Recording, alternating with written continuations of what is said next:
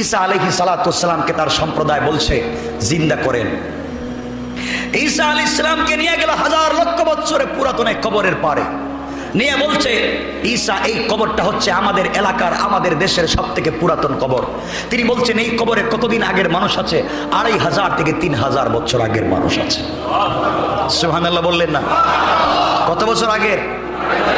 2.5 থেকে 3000 বছর আগের মানুষ এই কবরে আছে।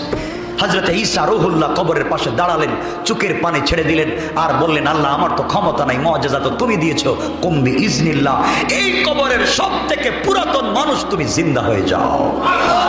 আল্লাহু আকবার বললেন না? হযরত ঈসা রূহুল্লাহ বললেন, বলতে দেরি হয়েছে, একটা লোক আসমান জমিন পর্যন্ত লম্বা, একটা লোক দাঁড়িয়ে সালাম দিয়ে বলছে, আঙ্কেল আপনি কেমন আছেন? আল্লাহর জলিলুল কদর পয়গম্বর রাসূল, তার জাতি তাকে বলছে তোমাকে মানি না, তার জাতি তাকে বলছে তোমাকে মানি না। তারা বলছে কি করলে? তিনি বললেন তোমরা কি করলে আমাকে পয়গম্বর মানবে? তারা বলছে পয়গম্বর আপনাকে মানবো, শর্ত একটা, তুমি যদি মরা মানুষকে জিন্দা করতে পারো, তুমি যদি মরা মানুষকে জিন্দা করতে পারো বুঝবো তুমি পয়গম্বর।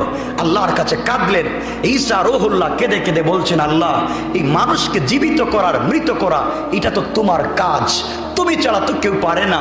এখন ওরা বলছে আমি নাকি জিন্দা করলে না করলে তারা মানবে না, তুমি আমাকে ক্ষমতা দাও, মুআজিজা দাও। সেম কথা আমাদের পিতা, আমাদের বাবা ইব্রাহিম আলাইহিস সালামকে তার জাতি বলেছে, রব্বি কাইফা তুহি আরিনি কাইফা তুহিল মাউতা, কাইফা তুহিল মাউতা। আলাইহিস সালাতু ওয়াস সালামকে আল্লাহ বলছেন, আওয়ালাম তুমিন, ইব্রাহিম তোমাকে আমি বন্ধু বানিয়েছি, তুমি বিশ্বাস করো না? তোমার বিশ্বাস হয় না আমি যে মরা মানুষকে জীবিত করি? ইব্রাহিম বলছেন, আল্লাহ অবশ্যই তোমাকে বিশ্বাস করি, অবশ্যই তোমাকে বিশ্বাস করি, তুমি মরা মানুষকে জীবিত করতে পারবে। 100 কোটি বছর আগেও যদি কেউ মরে যায় তাকে তুমি জীবিত করতে করেছিল। ইব্রাহিমকে আমার আল্লাহ জবাব দিচ্ছেন, ক্বালা ফাখুয আরবাআতাম মিনাত তায়র, ও ইব্রাহিম 4টা পাখি লালন পালন করো, ফাসুরহুন্না, লালন পালন করো। ইব্রাহিম 4টা পাখি লালন পালন করলেন, কবুতর, ময়ূর, কাক, মোরগ, এভাবে 4টা পাখি লালন পালন করলেন।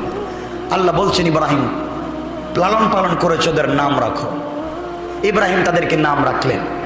আল্লাহ বলছেন এদেরকে তুমি ডাক দাও, ডেকে ডেকে দেখো তোমার সাথে আসে কিনা। ইব্রাহিম এক একটা পাখির নাম ধরে ডাকলেন, পাখিগুলা তার কাছে চলে আসে। ইব্রাহিম যেখানে যান পাখিকে ডাক দিলে ওখানে যায়, তাহলে মালিককে পাখি চিনে। আল্লাহ বললেন ফাসুরহুন্না সুম্মা জাআলা আলা কুল্লি জাবালিন মিনহুন্না জুজআ, ও ইব্রাহিম এগুলাকে জবাই করো, এগুলাকে কাটো, সবগুলা হাড্ডি গোশত জমা করো, পাকাগুলাকে ছিঁড়ে ফেলো, সবকিছু জমা করে মেশিনের মতো ছোট ছোট করো। আল্লাহ কি ইব্রাহিম বলেন, আল্লাহ করলাম, এখন আমি কি করব? বলো তো তুমি কোনটা কোন পাখির গোশত তুমি চিনো? আল্লাহ আমি তো চিনি না। কোন পাখির কোন মাথা তাও তো আমি জানি না। কোন পাখির কোন গোশত, কোন পাখির কোন চামড়া তাও তো আমি জানি না। ইব্রাহিমকে বলছেন তুমি জানবা? বলে জানি না। যাও এগুলাকে তুমি পাহাড়ে ফেলাইয়া দাও, গোশতগুলাকে পাহাড়ে ফেলাইয়া দাও, পাকাগুলাকে বাতাসে উড়াইয়া দাও, চামড়াগুলাকে পানিতে ফেলাইয়া দাও, কিছুকে তুমি আগুন দিয়ে জ্বালাইয়া দাও, সব জ্বালাইয়া দাও। সব শেষ করে ফেললেন। ইব্রাহিমকে এবার বলছেন কিছু আছে? আল্লাহ কিছুই তো নাই। আল্লাহ বলছেন সুম্মা দুহুন্না ইয়াতিনাকা সায়া, তুমি এদেরকে নাম ধরে ধরে ডাক দাও। ইব্রাহিম আলাইহিস সালাম দেখলেন কিচ্ছু নাই, পাকাগুলা বাতাসে নিয়ে গেছে, চামড়াগুলো পানি নিয়ে গেছে সাগরে, কিছু গোশত জ্বালিয়ে দিয়েছেন, ছালি হয়ে গেছে, কিন্তু তো পাহাড়ের উপরে। দীর্ঘদিন চলে যাওয়ার পর আল্লাহ বলছেন পাহাড়ে যাও, গিয়ে দেখো কিছু আছে কি নাই। ইব্রাহিম গিয়ে দেখেন কিচ্ছু নাই। আল্লাহ বলছেন সুম্মা দুহুন্না ইয়াতিনাকা সায়া, এদেরকে ডেকে দেখো তোমার কাছে আসে কিনা। ইব্রাহিম ডাক দিলেন, 4টা পাখি জিন্দা হয়ে সামনে হাজির হয়ে গেল। আল্লাহ বলছেন ইব্রাহিম এইভাবে যখন তোমার সামনে হাজির করতে পেরেছি, আমি আল্লাহ কিয়ামতের দিন আমার সামনে হাজির করব তোমাদেরকে। ঈসা আলাইহিস সালাতু ওয়াস সালামকে তার সম্প্রদায় বলছে জিন্দা করেন। ঈসা আলাইহিস সালামকে নিয়ে গেল হাজার লক্ষ বছরের পুরাতন এক কবরের পারে, নিয়ে বলছে ঈসা এই কবরটা হচ্ছে আমাদের এলাকার আমাদের দেশের সব থেকে পুরাতন কবর। তিনি বলছেন এই কবরে কতদিন আগের মানুষ আছে? 2500 থেকে 3000 বছর আগের মানুষ আছে। সুবহানাল্লাহ বললেন না? কত বছর আগের? 2.5 থেকে 3000 বছর আগের মানুষ এই কবরে আছে। হযরতে ঈসা রূহুল্লাহ কবরের পাশে দাঁড়ালেন, চোখের পানি ছেড়ে দিলেন আর বললেন, আল্লাহ আমার তো ক্ষমতা নাই, মুআজিজা তো তুমি দিয়েছো, কুম বিইজনিল্লাহ, এই কবরের সব থেকে পুরাতন মানুষ তুমি জিন্দা হয়ে যাও। আল্লাহু আকবার বললেন না? হযরতে ঈসা রূহুল্লাহ বললেন, বলতে দেরি হয়েছে, একটা লোক আসমান জমিন পর্যন্ত লম্বা, একটা লোক দাঁড়িয়ে সালাম দিয়ে বলছে, আঙ্কেল আপনি কেমন আছেন? ঈসা আলাইহিস সালাম ডাক দিয়ে বললেন, তুমি আমাকে আঙ্কেল বললে, তুমি আমাকে চিনলে কেমনে? আমি কে আর তুমি কে? তুমি আমাকে কেমনে চিনলে? তুমি আমাকে আঙ্কেল বললে, চিনো কেমনে? লোকটা বলছে, আনা সাম, আমার নাম সাম, আমি নূহ আলাইহিস সালামের ছেলে, আপনিও পয়গম্বর, নূহ আলাইহিস সালামও পয়গম্বর, দুইজন পয়গম্বর হিসাবে ভাই ভাই, এই জন্য আপনাকে আঙ্কেল বলেছি। ঈসা আলাইহিস সালাম বললেন, তোমার কথা মিথ্যা, তুমি নূহ আলাইহিস সালামের ছেলে হতে পারো না। কেন আমি ছেলে হতে পারি না? আমার কিতাবে লেখা আছে, আল্লাহ আমাকে যে কিতাব দিয়েছেন এই কিতাবে লেখা আছে নূহ আলাইহিস সালাতু ওয়াস সালামের সম্প্রদায়ের লোকদের চুল দাড়ি সাদা হতো না। চুল দাড়ি, কথাগুলো শুনেন, চুল দাড়ি। আমি জানি আমার কিতাবে লেখা নূহ আলাইহিস সালামের সম্প্রদায়ের মানুষ যত বছরই পৃথিবীতে বাঁচুক এদের চুল দাড়ি সাদা হয় না। তোমার তো দেখতেছি চুলও সাদা, দাড়িও সাদা, সবগুলা সাদা। ব্যাপারটা কি? তুমি নূহ আলাইহিস সালামের ছেলে না। হযরতে সাম বলছেন, পয়গম্বর ঈসা রূহুল্লাহ, অবশ্যই আমি নূহ আলাইহিস সালামের ছেলে, কিন্তু আমার চুল দাড়ি সাদা হয়েছে কেন আপনি জানেন না। আমার চুল দাড়ি ছিল কালো, কিন্তু আমার মৃত্যুর সময় আজরাইল এসে আল্লাহকে বলেছিল, আমসিকা ওয়াতরুক, আল্লাহ ছেড়ে দেব না, খপ করে ধরবো। ওই দিন যে আজরাইল আমাকে খপ করে ধরেছিল, ওই ব্যথায়, ওই টেনশনে আমার চুল দাড়ি সাদা হয়ে গেছে। কি বুঝলেন মিয়া? কি বুঝলেন? আজরাইলের একটা ধাক্কায় আমার চুল দাড়ি সাদা হয়ে গেছে। এই টেনশনে আজ পর্যন্ত আমি ভুলতে পারি না। 2500 বছর আগে আমি মরেছি, চুল দাড়ি সাদা। হযরতে ঈসা আলাইহিস সালাম বললেন, বুঝতে পেরেছি তোমার চুল দাড়ি সাদা হয়েছে টেনশনে, কিন্তু তোমার শরীর থেকে ঘাম পড়ে কেন? তোমার শরীর থেকে ঘাম পড়ে কেন? তুমি তো 2500 বছর আগে মরেছো। আর আমি আমার কিতাবে লেখা দেখেছি নূহ আলাইহিস সালামের বংশের মানুষের শরীরে তো ক্ষমতা ছিল, কাজ করলেও তারা ঘামতো না, কিন্তু তোমার শরীর থেকে তাজা তাজা টপ টপ করে ঘাম পড়ে কেন? সাম বলতেছেন, ঈসা আপনি শুনেন, আজরাইল যখন আমার কাছে এসেছিল, আমি যখন আজরাইলকে সাকারাতের সময় সচক্ষে দেখেছি, আমার জানটা বাহির হইতে চায় না। একবার মাথার দিকে গিয়েছে, একবার হাতের দিকে গিয়েছে, একবার পায়ের দিকে গিয়েছে। আজরাইল যখন ধরেছেন, ঠাস ঠাস করে 32টা রোগ ছিঁড়ে গিয়েছে। ঘাম যে জড়া শুরু হয়েছিল, আজও সেই ঘাম বন্ধ হয় না। কি বুঝলেন? কি বুঝতে পারলেন? মৌত কার নাম? মৌত কার নাম শুনো। তুমি আমি তো মনে করছি আমাদেরকে বুঝানো হয় এপারে মৌত ওপারে আল্লাহর জান্নাত, নামাজ পড়ছি তো বেহেশতে চলে গেলাম, এত সোজা কথা নয়। দেখো তোমার পয়গম্বরের মতো বিশ্বের আর কোন মানুষ নাই, মহামানব আল্লাহ বানান নাই। সেই পয়গম্বরের সাকারাতের সময়, ইন্তেকালের সময় আল্লাহ বলছেন পৃথিবীর সব থেকে সহজ মৌত হয়েছে আমার পয়গম্বরের। সুবহানাল্লাহ বললেন না? সেই নবীর মৌতের সময় হযরতে আজরাইল শুধু তার হাতটা নবীজির বুকের উপরে রেখেছিলেন, কিচ্ছু করেন নাই, শুধু হাতটা রেখেছিলেন। আমার নবী জবান খুলে কথা বলতে পারতেছিলেন না। আজরাইলকে বলছিলেন, ভাই আমার জিহ্বা তো শুকিয়ে গেছে, আমি জবান খুলে কথা বলতে পারতেছি না, তুমি আমার বুকে কি রেখেছো? মনে হচ্ছে উহুদ পাহাড়টা বসাইয়া দিয়েছো। আজরাইল বলছেন, ইয়া রাসূলুল্লাহ, কিচ্ছু করি নাই, শুধুমাত্র হাতটা রেখেছি। কি বুঝছেন মিয়া? কি বুঝলেন? শুধু আপনাদেরকে আজকে আপনাদের ব্রেইনে, মন মানসিকতায় একটাই বিবেকের কাছে প্রশ্ন, আপনি কিসের ব্যস্ত? আপনি কিসের ব্যস্ত? মরে গেলে কিচ্ছু নাই। কাকে নিয়ে ব্যস্ত? আল্লাহ বলছেন আওলাদকে নিয়ে ব্যস্ত। এই আওলাদ তুমি মরে গেলে সবার আগে তোমাকে ভুলে যাবে তোমার সন্তান, সবার আগে ভুলে যাবে তোমার সন্তান।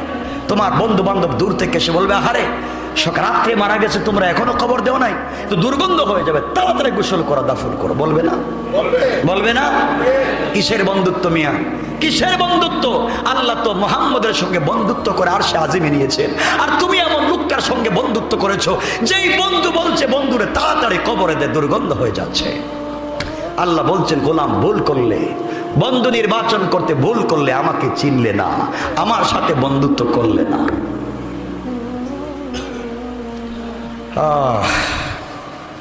দিলের ভিতরে কথাগুলো বসান। আপনি কিসের ব্যস্ত? আপনি কিসের ব্যস্ত? আল্লাহ বলছেন, গোলাম তোকে যখন আমি আল্লাহ জন্ম দিতে চাই, যখন তুই তোর বাবার পিঠে ছিলে, তোর মায়ের রেহেমের ভিতরে যাস নাই, তুই তোর বাবার পিঠে নাপাক পানি, ওই সময় আমি আল্লাহ তোর রিজিকের ফয়সালা করেছি। ওই সময় তোর রিজিকের ফয়সালা করেছি।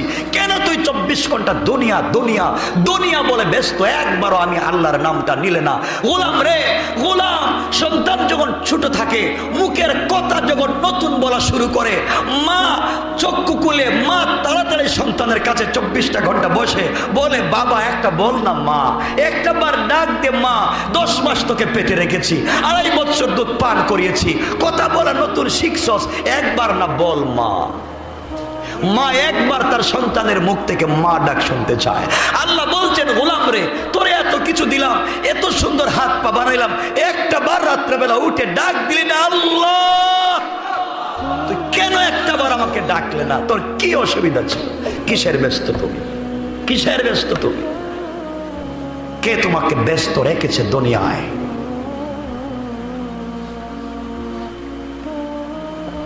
কথাগুলা দিল দিয়ে শুনেন, কথাগুলা বলতেছি বড় দিল থেকে ভালোবাসা নিয়ে আপনাদের প্রতি। আমিও মরবো, আপনারাও মরবেন।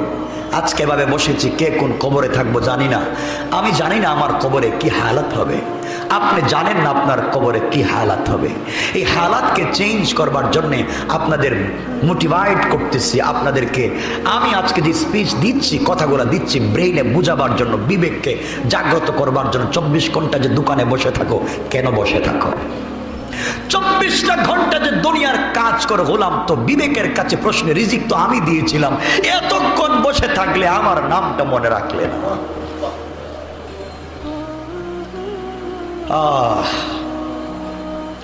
আজকে দুনিয়া দুনিয়া নিয়ে পাগল হয়েছে একজন ব্যক্তি। দুনিয়া দুনিয়া দুনিয়া দুনিয়া গোটা জিন্দগি কাজ করতে করতে করতে করতে টাকার মালিক, টাকার পাহাড় গনে ফেলেছে।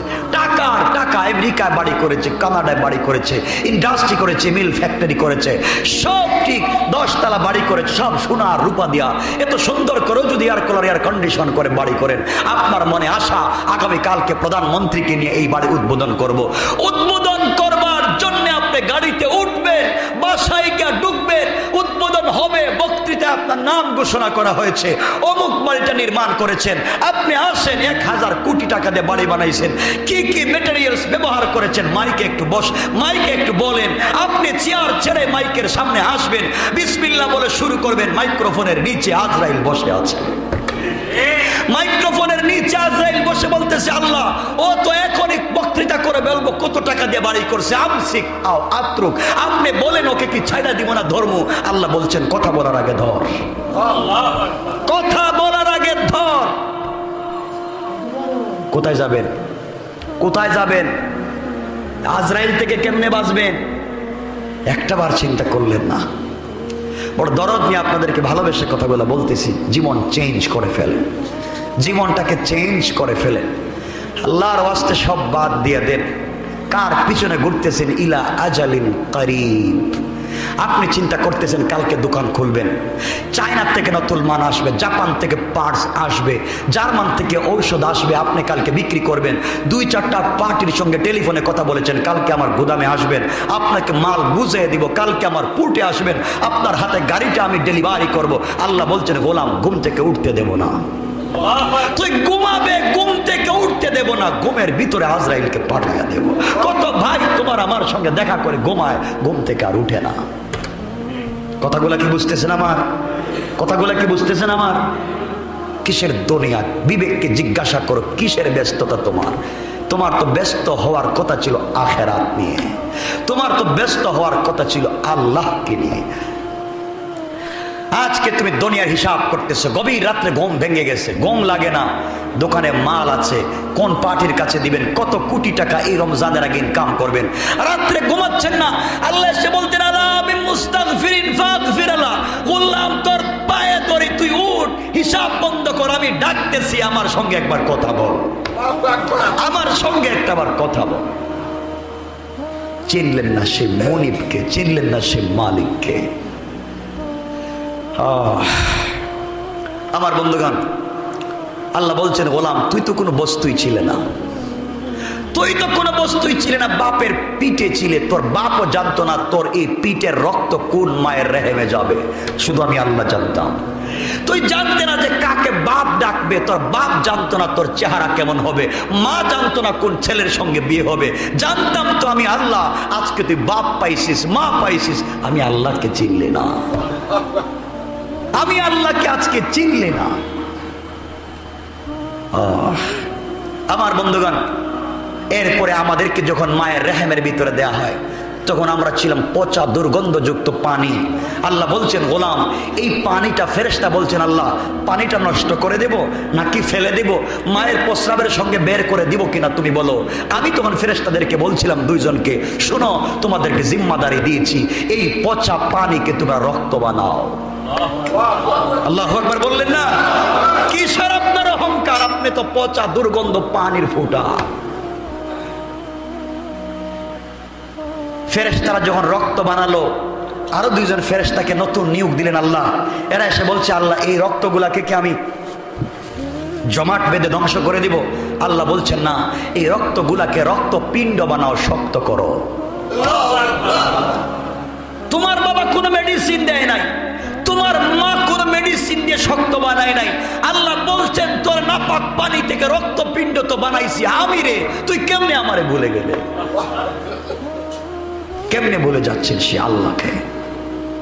আবার দুইজন ফেরেশতা আল্লাহ নিযুক্ত দিয়েছেন, এদেরকে বাতিল। এরা এসে বলছে আল্লাহ আমি তো রক্তপিণ্ড দেখেছি, আমি কি করব? আল্লাহ বলছেন ওইটাকে ইজামা লাহমা, এটারে তোমরা একটু হাড্ডি বানাও।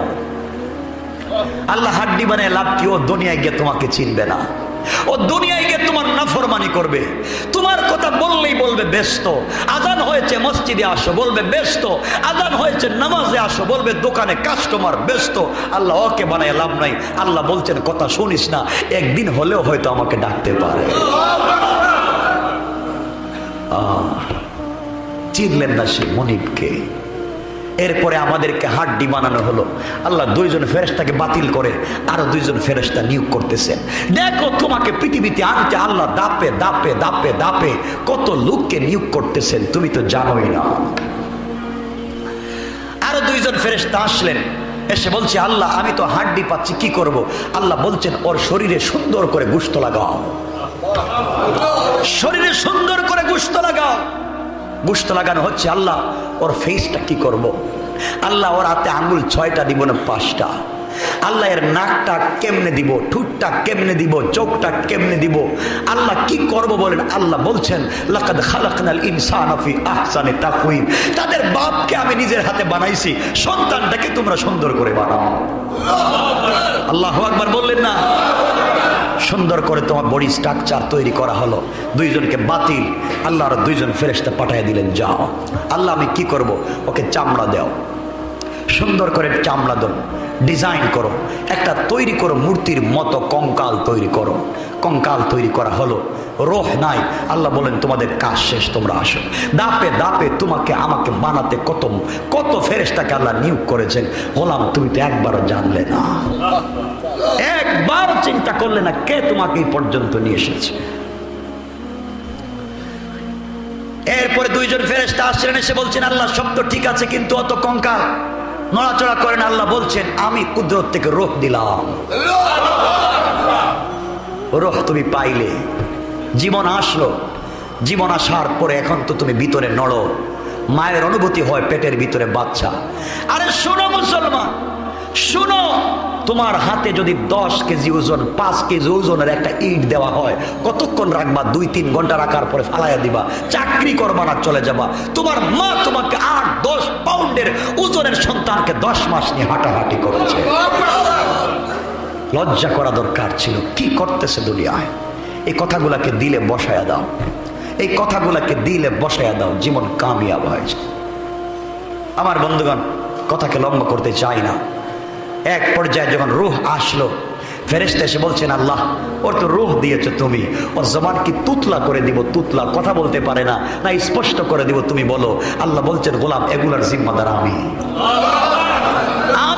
নিজে করব, তোকে সময় দিলাম না, তোকে টাইম দিব না, আমি নিজে করব।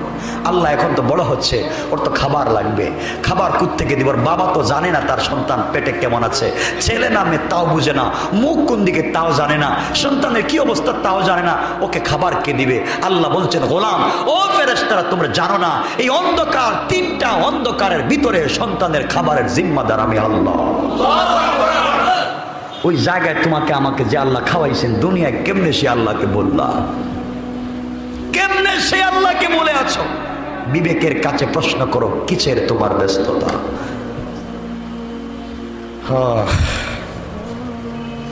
এরপরে যখন সন্তান ডেলিভারির সময় হয়ে যায়, আল্লাহ বলছেন চেঞ্জ করে আরো শিফটে দুইজন ফেরেশতা পাঠাইয়া দিয়েছে, যাও আস্তে আস্তে আস্তে আস্তে সন্তান যে রাস্তা দিয়ে আসবে এটাকে আস্তে আস্তে বড় করে দাও, আস্তে আস্তে বড় করে, যেন মায়ের কষ্ট না হয়। এরপরে বলছে আল্লাহ, সন্তান তো অনেক বড়, 7-8 কেজি ওজন, আল্লাহ 5-6 কেজি ওজনই বাচ্চা এই পথ দিয়ে আসতে পারবে না, মা মরে যাবে। আল্লাহ বলছেন 1 ফোঁটা পানি দিলাম, পিছলা করে দাও। এরপরে যখন তুমি দুনিয়ায় আসলা, সংক্ষেপ করে বলতেছি, দুনিয়ায় আসছো, দুনিয়ায় আসার পরে তোমার মতো দুর্বল কেউ নাই, তোমার মতো দুর্বল কেউ নাই। আমি আল্লাহ এতদিন তোমাকে মায়ের পেটে খাওয়াইছিলাম, এখন মায়ের পেট থেকে বাইরে হয়েছো। আমি জানি তুমি গম খেতে পারবে না, আমি জানি ভুট্টা খেতে পারবে না, আমি জানি চাউল খেতে পারবে না, এত কষ্টের জিনিস তোমার এই পাতলা মুখ দিয়া যাবে না, তুমি ছোট। এই জন্য আমি আল্লাহ আমার কুদরত থেকে মায়ের বুকে দুধ দিয়েছি। গোলাম শুধু দেই নাই, আমি মায়ের স্তনে একটা ছিদ্র করে দেই নাই, বুটায় একটা ছিদ্র করে দিতে পারতাম, টান দিলে বেশি দুধ চলে আসতে পারতো, তোমার গলা বন্ধ হয়ে তুমি মারা যেতে পারতে। আমি আল্লাহ তোমার মায়ের স্তনের বুটায় 32টা ছিদ্র করে দিয়েছি। আল্লাহু আকবার বলে। আল্লাহরে চিনলেন না কেন? সন্তান, আমি ছোট ছোট ফুটা ফুটা করে দুধ তুমি টেনে নিয়ে আসতেছো, জানো না তুমি ঠান্ডার দিনে দুনিয়া এসেছো, মায়ের স্তনের দুধ যদি ঠান্ডা হয় তুমি মরে যাবে, আমি আল্লাহ দুধটাকে গরম করে দিলাম। গরমের দিনে এসো তো দুধটাকে আমি ঠান্ডা করে দিলাম। আল্লাহু আকবার বলে। সে আল্লাহকে কেন চিনলেন না? সে আল্লাহকে কেমনে চিনলেন না?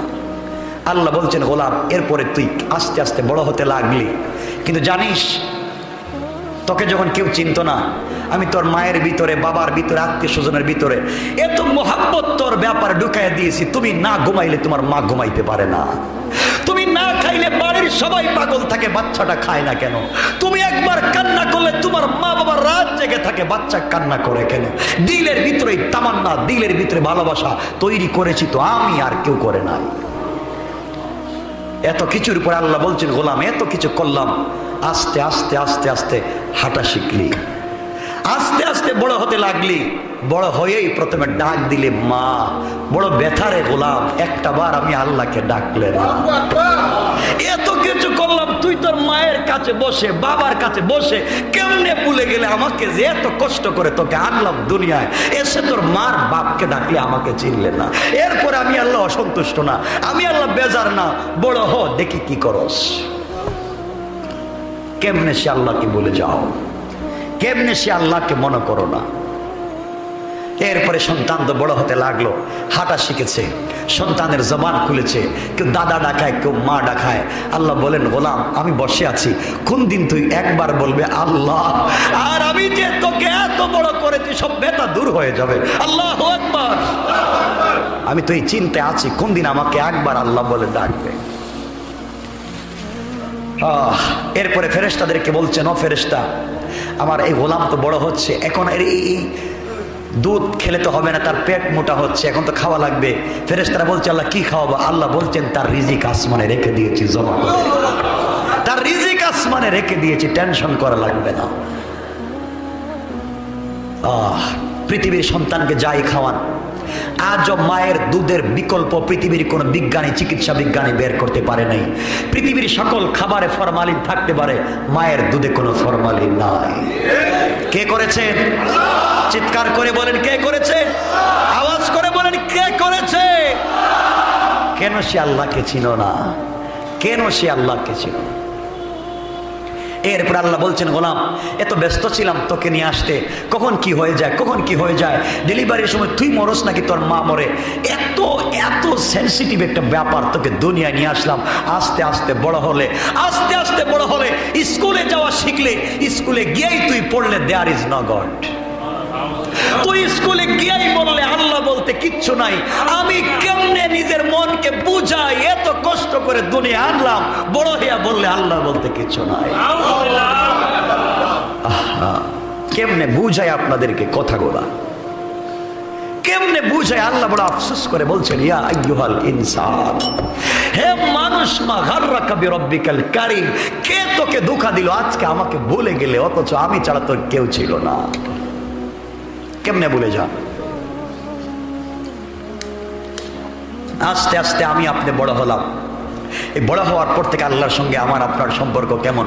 ফেরেশতারা আল্লাহকে বলে, আল্লাহ বলছিলামই তো তোমার কথা শুনবে না, বলছিলামই তোমার কথা মানবে না, এখন বড় হইয়া দেখো তোমাকে মানে না, তোমার বিরুদ্ধে স্লোগান দেয়। আল্লাহ বলছেন, থাম না, দেখি না একদিন আমি প্রতিদিন দরজায় গিয়ে ডাকবো, আল্লাহ আমি মুস্তাগফিরিন ফাগফির আলাহ, আল্লাহ আমি মুস্তারজিকিন ফারজুক আলাহ। আমি ডাকবো, একটা দিন দেখি না ডাকতে ডাকতে দরজা খুলে কিনা। আর তাহাজ্জুদের জায়নামাজে দাঁড়াইয়া একটা বার চোখের পানি ছেড়ে একবার ডাক দিয়া বলবে আল্লাহ, আর আমি কথা দিলাম গোটা জিন্দেগির গুনাহ মাফ করে দিলাম। কেন সে আল্লাহকে চিনলেন না? কেন সে মালিককে চিনলেন না? সুতরাং আর দেরি করতে চাই না, এখন আপনি আমি বড় হচ্ছি, এই জায়গায়